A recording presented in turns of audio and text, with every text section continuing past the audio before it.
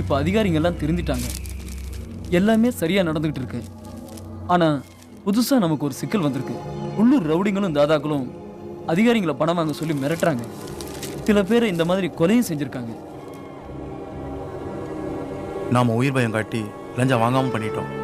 அதே மாதிரி இவங்க உயிர் பயம் காட்டி லஞ்சம் வாங்க வைக்கிறாங்க. இது தொடர்ந்தா பிக் பாக்கெட்காரன் பீனோ மிரட்டுவான், கத்தி வச்சிருக்கிறவன் கலெக்டர் மிரட்டுவான்.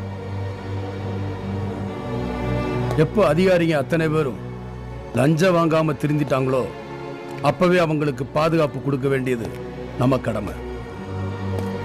அதிகாரிகளை நேர்மையா நடக்க விடாம மிரட்டுற லோக்கல் தாதாக்கள் அத்தனை பேருடைய லிஸ்டும் தமிழ்நாடு ஃபுல்லா கலெக்ட் பண்ணுங்க.